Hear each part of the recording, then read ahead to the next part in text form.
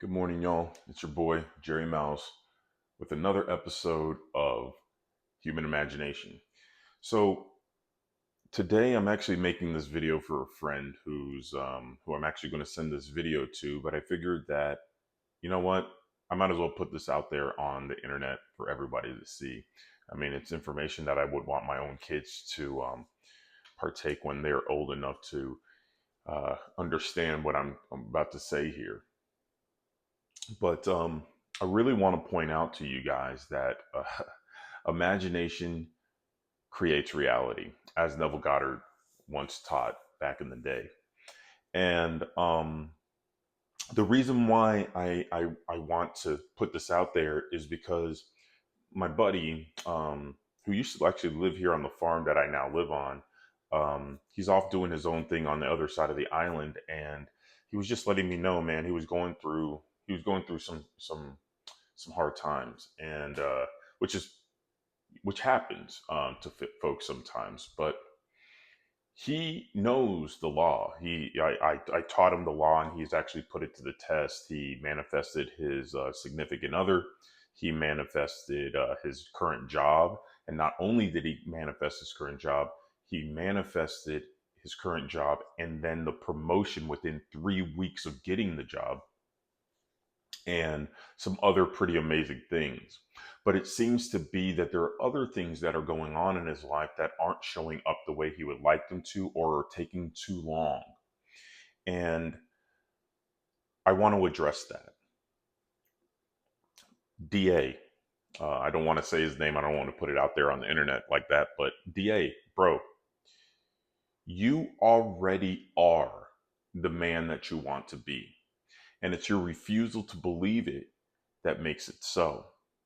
What do I mean by that?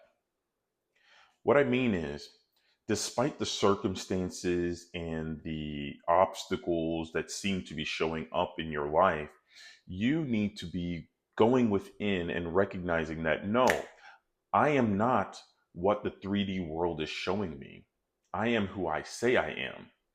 I am the creator of my life. Hey, what's up, Zoobs? Come on. I am the creator of my life. I know that I manifested this, that, and the other, but that also includes the negative things that are going on. So, sir, if you want to see a change in those circumstances that keep popping up, you need to remind yourself who you are and what you've already chosen to be true about you. It's your refusal to accept that you are that person that keeps perpetuating it. And every time a circumstance or an obstacle that says otherwise shows up for you, you keep accepting that as truth. And guess what? When you accept that as truth, that is what shows up on the inside. That is what you're accepting on the inside, what the outside world is saying. But here's the beautiful thing, friend. You have a choice. You can choose right now, that desire that you have is fulfilled, is done, that you are that person. And no matter what is going on out there, that is who you are. DA, you already know this story, but I'm going to share this so the world can hear it. Okay. The way I got to this beautiful house that I live in, that might be a little bit of a mess with this beautiful child here and all that good stuff, is I prayed. I prayed on the feeling of home.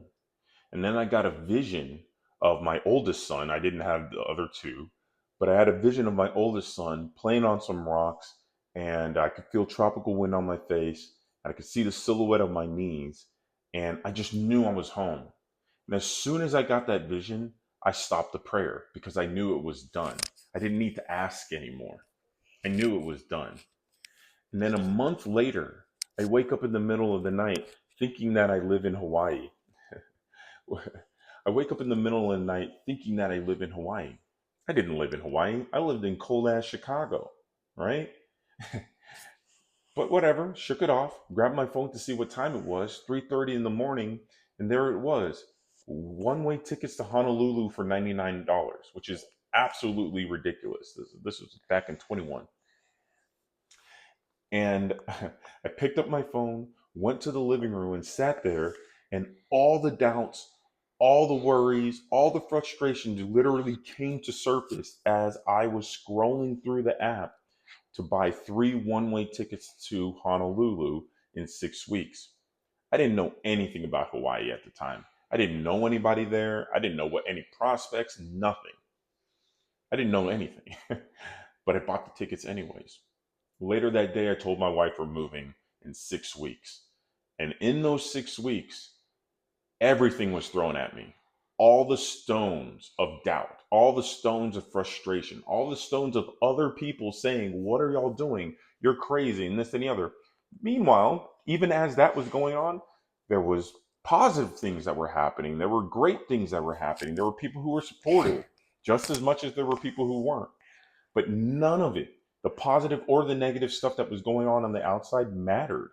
What mattered is me having faith in the unseen reality. Nobody else could see what I was able to see because I had the vision and I had to hold true to that vision despite what everybody was saying, good, bad, or indifferent. I had to hold on to the faith.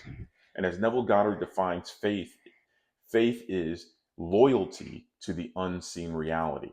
So, friend, I want you to have loyalty to the unseen reality and cease your loyalty to the seen reality. Okay?